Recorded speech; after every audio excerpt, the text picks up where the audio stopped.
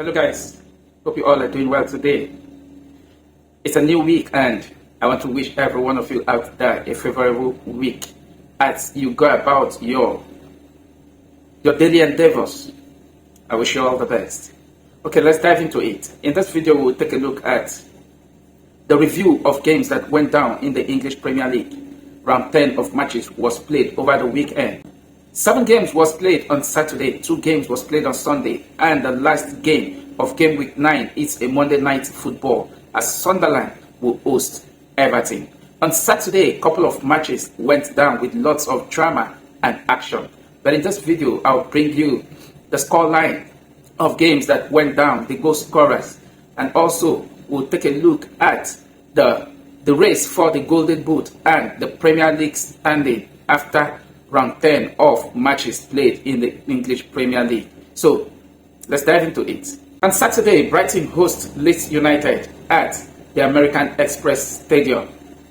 Brighton, coming from the back of a 2 straight loss, having lost to Manchester United, and in the midweek, they lost their EFL round 4 game to Arsenal by 2 goals to nothing. So coming into this game, Brighton were looking like a team that has everything to play for, while Leeds United, in the other hand, not too much in a good form, but in game week 8 had a good win over West Ham United going into this game. So in this particular encounter, the odds actually favored Brighton and Hove Albion to take all 3 points, and that was just how the game went down. In the 11th minute of that particular encounter, Danny Welbeck opened the scoring for Brighton and Hove Albion, and Diego Gomez with a brace at the 64th minute and the 70th minute makes it 3-0, and Brighton and Hove Albion cruised to a comfortable 3-0 victory with all 3 points secured over Leeds United. So full-time score at the American Express Stadium, it was Brighton and Hove Albion 3, Leeds United 0. We head over to Turf Moor as Burnley hosts in-form Arsenal. At the Turf Moor, it was Burnley versus Arsenal Football Club. Burnley, coming from the back of a 2 straight win, haven't had some good run of form in the Premier League so far. Burnley came into this game from the back of a 2 straight win in the Premier League, and Burnley hosting Arsenal, the league leaders in this particular game. Burnley previously in their 2 encounter, in their last 2 games, which they actually picked 6 points, defeated Leeds United by 2 goals to nothing and went away from home to defeat struggling Wolverhampton Wanderers by 3 goals to 2. While Arsenal, the league leaders, coming into this game with red-hot form, having known that this was definitely going to be a one-sided game for the Gunners. But then, not much of goals was actually scored as the Gunners, defensive-wise, very solid, went on in the game. At the 14th minute, Victor Gyökeres opened the scoring for the league leaders and gave Arsenal the lead, while in the 35th minute, Declan Rice scored for the Gunners to make it 2-0. 2 goals in the first half, and the second half there was no goal in that particular encounter. So Arsenal 2 goals in the first half was enough to secure the league leaders all 3 points in game week 10 of the English Premier League. So far, Arsenal are in a red-hot form, and the way the league is going, it looks like the Premier League is definitely Arsenal's league to lose. But we'll see how this will play out as more games are still going to be played. So at Turf Moor, it finished Burnley 0, Arsenal 2. We head over to Selhurst Park, where Crystal Palace host Brentford at the Selhurst Park. One game with lots of interest as both teams were actually coming from the back of a win. Coming into this game, Crystal Palace are coming from the back of a 2 straight win, while Brentford are coming from the back of 3 straight wins. Crystal Palace over the midweek defeated Liverpool in round 4 of the EFL Cup by 3 goals to nothing, and in round 8 by 3 goals to nothing. But before that particular encounter, Crystal Palace have gone 4 games without a win, even after they lost their unbeaten run at the Goodison Park, where Everton defeated Crystal Palace by 2 goals to 1. After that loss, Crystal Palace went 4 games without a win. In the Premier League, they drew 3-3 with Bournemouth. And in the UEFA Conference League, they lost at home to AEK Larnaca by 1-0. And also in the Premier League, Arsenal defeated them in round 9, of the English Premier League by 1-0. And in the EFL Cup round 4, Crystal Palace traveled to Anfield to defeat Liverpool by 3-0 to secure a place in the quarter-final of that encounter. So coming into this game, Brentford as well are coming from the back of 3 straight wins, having won 2 in the Premier League and 1 in the EFL Cup. In the Premier League, Brentford went away to defeat West Ham by 2-0, and they were 3-2 winners over the league defending champion, talking about Liverpool, by 3-2. And in the EFL Cup, they traveled all the way to Grimsby Town to defeat Grimsby by 5-0. By the way, if we all remember Grimsby were the team that actually knocked Manchester United out from the EFL Cup in round 2 of the competition. So going into this game, a lot was actually expected going into this game, but Crystal Palace, coming back from that 2 comfortable win, make it a one-sided show as Crystal Palace went on to defeat Brentford in that particular game. And goals scored in that goal. Matata scored in the 30th minute to give Crystal Palace the lead. And in the 51st minute, Collins of Brentford, it was an own goal that actually gave Crystal Palace the second goal. So Crystal Palace at Selhurst Park secured all 3 points as they defeated Brentford by 2-0. We head over to Craven Cottage, where struggling Wolverhampton Wanderers visited Fulham Football Club. In that particular encounter, it was a make or break for Victor Peirera, talking about the Wolverhampton Wanderers manager going into that particular game. Fulham came into this game from a 4 straight defeat in all competition. Having not won in their last 4 games, Fulham Football Club lost to Aston Villa away from home, and also away from home they lost to Bournemouth by 3-1.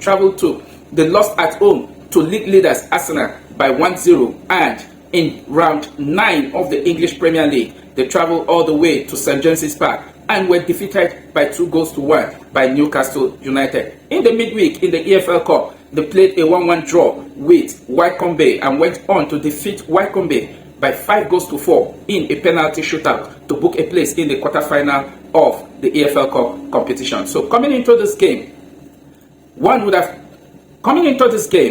it was looking more like a one-sided game for Fulham, having known that Wolverhampton Wanderers have been struggling and are in the worst form of their club history, having gone 9 Premier League games prior to this encounter without a win. They have actually played 9 games, lost 7 and drew 2 prior to this game. And as the game kicked off at the 9th minute, Sesegno gave Fulham the lead at the 9th minute in that particular encounter. And after Fulham took the lead, Agbodu, talking about the Wolverhampton Wanderers player, got booked for sent off for a professional foul in the 38th minute in that particular game. So Wolverhampton Wanderers were down to 10 men as Fulham take advantage of the numerical values they have in their favor. And in the 62nd minute, Wilson scored the second goal for Fulham, and Mosquera own goal gave Fulham the third goal. Fulham cruised to a comfortable 3-0 victory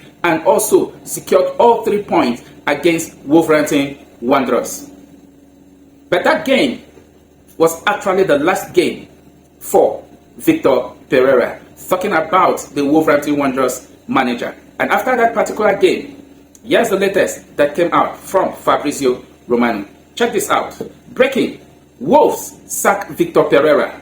Decision made as head coach leaves Wolves' job with immediate effect. So, and Bess Jacob went on to say, exclusive, Victor Peirera has been sacked by Wolves. And he went on to say, understand, there was a clause in Pereira's recently signed new deal allowing for a sacking without having to pay out the full contract.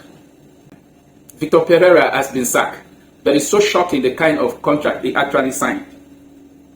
When he signed his new contract, he actually allowed that his full contract salary should not be paid. So, who knows what percentage that Wolverhampton Wanderers is definitely going to pay Peirera. But then that was the end of an era for Victor Peirera as Wolverhampton Wanderers manager. I think, in my opinion, Wolverhampton Wanderers have been patient enough, thinking Victor Peirera would have been able to turn things around. 10 Premier League games without a win, lost 8 and drew 2. I mean, it was quite worse compared to what happened at Nottingham Forest. Ange Postecoglou was only in charge of 8 games, and he was in Nottingham Forest for 39 days. And it took 39 days for, talking about the Nottingham Forest owner, to actually know that Ange Postecoglou was not actually going to take Nottingham Forest anywhere. So I think Wolverhampton Wanderers have been patient enough with Victor Peirera. And after 10 games in charge as Wolverhampton Wanderers manager, Victor Peirera have been sacked. So all eyes will be on Wolverhampton Wanderers, who will definitely take charge of Wolverhampton Wanderers. But guess what? I haven't sacked their manager.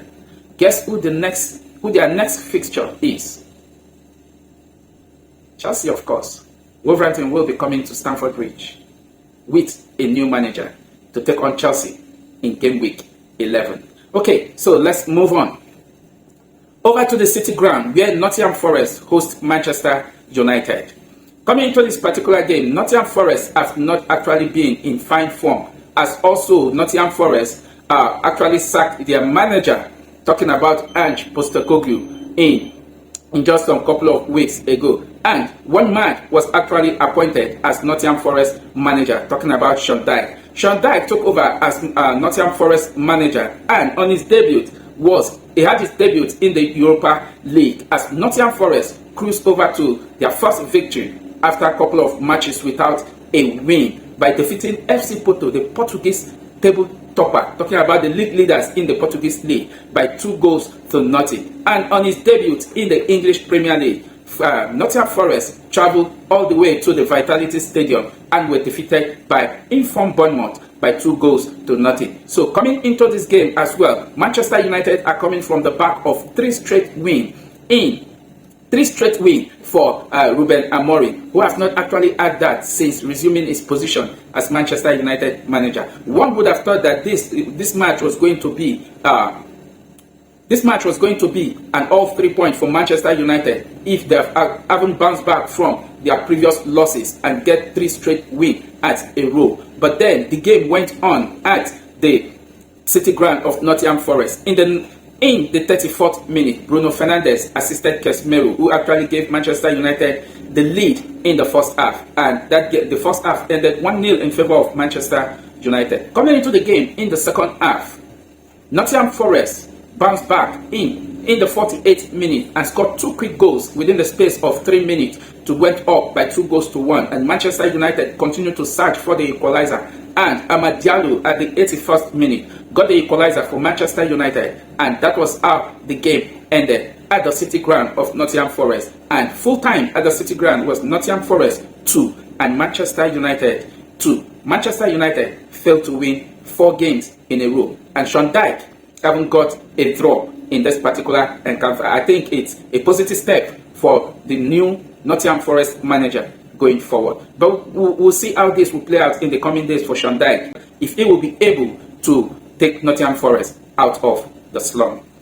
Okay, we head over to White Hart Lane, where one of the star match, if not arguably the star match of the weekend, the London Derby.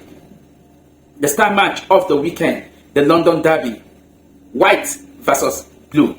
Thomas Frank versus Enzo Maresca at the White Hart Lane. Going into this game, Chelsea was coming from the back of a disappointing defeat in round 9 of the English Premier League, which they lost to Sunderland at Stamford Bridge. While Tottenham Hotspur are coming into this game in round 9 of the Premier League with a resounding 3-0 victory over Everton at the Goodison Park. And in the midweek, both clubs were engaged in round 4 of the EFL Cup. Chelsea travelled to the Millennium Stadium to take on struggling Wolverhampton Wanderers, while Tottenham Hotspur visited St James's Park to take on Newcastle in round 4 of the EFL Cup. Newcastle United defeated Tottenham by 2-0, while Chelsea, on the other hand, after a superb first half with 3-0 lead in that particular game against struggling Wolverhampton Wanderers. Came into the second half, lost focus, lost concentration, and Wolverhampton Wanderers came into the game, and Chelsea were lucky to have edged Wolverhampton Wanderers by 4-3 and booked a place in the quarter-final of the EFL Cup. But coming into this game, a lot was actually expected from Chelsea from this London derby game between Tottenham Hotspur and Chelsea. The game kicked off and Chelsea was in total control of the game from the start to finish. I mean, it was a pure show of masterclass by Enzo Maresca's men. And Chelsea, on the other hand, were in full control of the game from start to finish. Total dominance against Tottenham Hotspur. And one man we should give credit to is none other than the beast, the midfield maestro, talking about Moses Caicedo. The goal Chelsea scored in the 34th minute came through the effort of none other than Moses Caicedo. He kept pressing, full of energy, winning tackles until he gets to the box and get that beautiful assist to João Pedro. Moses Caicedo was just the man to watch in that particular game. Excellently, generally, Chelsea as a team had a beautiful performance from start to finish. Dominated play against Tottenham Hotspur at White Hart Lane, who have actually been struggled when it comes to home form. And so, Chelsea got their goal in the 34th minute through João Pedro. It was really not a good night for Tottenham Hotspur at White Hart Lane as they continue to search for their second home win in the Premier League this campaign. Haven't got a win over Burnley in their opening Premier League game at White Hart Lane. And since then, since August, Tottenham Hotspur have failed to win a Premier League game at home in front of their own fans. And Chelsea compounded their struggles and compounded their problem in front of their own fans. And their struggle continues. So, at White Hart Lane, it was Chelsea 1, Tottenham Hotspur 0. Goal scored by João Pedro, assisted by Moses Caicedo. So, the last game of Saturday saw struggling Liverpool, the defending champion, take on informed Aston Villa. Liverpool came into this game from a 2 straight defeat in the Premier League and in the EFL Cup. They lost in the Premier League in round 9 to Brentford by 3-2 at the Brentford Community Stadium as Liverpool continued to struggle. In midweek in the EFL Cup, Liverpool lost to Crystal Palace and at Anfield by 3-0. So, coming into this particular game, in the last 8 matches, Liverpool have lost 6 and won just 2. The win comes in the Champions League against Eintracht Frankfurt and also against Aston Villa in game week 10. Coming into this game, Aston Villa, who have actually found their rhythm this season, came into this game from a 1-0 victory against Manchester City at the Villa Park. And one would have expected a very tight contest from Unai Emery boys taking on an slot men at Anfield. But then the defending champion actually put up a superb performance at Anfield as Mohamed Salah gave Liverpool the lead just late in the first half at the 45th plus 1 minute, while Ryan Gravenberch doubles Liverpool lead at the 58th minute going into that particular game. So, and that was how the game ended at Anfield. Liverpool defeated Aston Villa by 2-0 to secure all 3 points and bounce back to winning ways, having struggled in the league in the past 5 matches. So, Liverpool bounced back to winning ways in the Premier League in game week 10 as they defeated Unai Emery Aston Villa by 2-0. On Sunday, West Ham hosted Newcastle United at the London Stadium. West Ham, with their new manager, talking about Nuno Espirito Santos, have been searching for first win in as West Ham United manager. And in the previous game, West Ham have actually played with Nuno Espirito Santos as the manager of West Ham United. West Ham have struggled to get their first win in the Premier League since taking charge as West Ham United manager. So he took charge and had his debut against Arsenal, where he lost in that particular game. Lost to to Brentford at the London Stadium, went away, lost to Leeds United. And coming into this game, one would have thought that one would have been saying it's going to be a very tricky one for West Ham United, because Newcastle have been in decent form, both in the Premier League and also in the UEFA Champions League, and haven't had a comfortable 2-0 victory over Tottenham Hotspur in round 4 of the EFL Cup game. Newcastle United began the game, and Murphy gave Newcastle United the lead in the 4th minute. And one would have thought, having got an early goal, Newcastle will definitely run riot on struggling West Ham United. But in the 35th minute, Paqueta leveled up for West Ham United. And in the 45th plus 5 minutes added time, own goal from Botman gave West Ham United the lead, and West Ham went into the break with a 2-1 lead in that particular encounter. Coming into the second half of that particular game, it was an end-to-end football between West Ham United and Newcastle, who were actually looking for an equalizer. But in the 90th minute plus 7 at the time, injury time of that particular game, Sosek scored for West Ham United, and West Ham United went on to defeat Newcastle United. So, full-time score at the London Stadium, it finished West Ham United 3 and Newcastle United 1. Nuno Espirito Santos got his first win in the Premier League as West Ham United manager. The last game on Sunday saw Bournemouth visit Etihad to take on Manchester United in what was looking as a battle for who will sit second in the English Premier League. So, Bournemouth went into this game in a very good run of form in the Premier League. They have been fantastic. I mean, Iraola has been doing a great job for Bournemouth. But going to Etihad Stadium to take on Manchester City was such a very tricky tie for Iraola, knowing fully well that the tactical magician, talking about Pep Guardiola, is still there with Erling Haaland in a red hot form for this sky blue side of Manchester United. The game began, and in the 17th minute, Erling Haaland gave Manchester City the lead in that particular encounter, scoring his 12th goal of the campaign in 10 games. And Adams equalized in the 25th minute. And in the 33rd minute, Erling Haaland doubled his lead to give Manchester City a 2-1 lead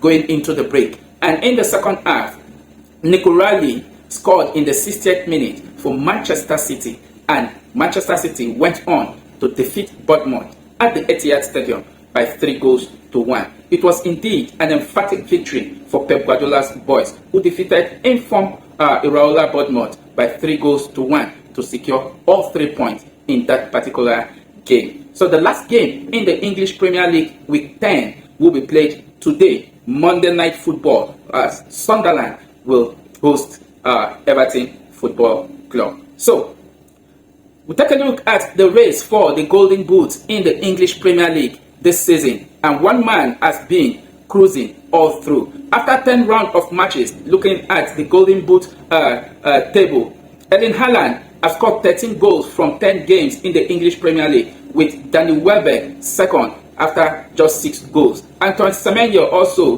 with 6 goals. And Jean-Philippe of Crystal Palace also with 6 goals. Igor Thiago of Brentford with 6 goals. So Erling Haaland is 7 goals ahead of the other 4 players that are behind him in the race for the Golden Boot of 2025-2026 EPL season. So it has been an interesting run of form for Erling Haaland when it comes to the Golden Boot. Currently, it looks like Erling Haaland doesn't have any competitor in that particular aspect. So we take a look at the Premier League standing after 10 games played so far this season. Arsenal sits on top of the Premier League with 25 points, having scored 18 goals and conceded just 3.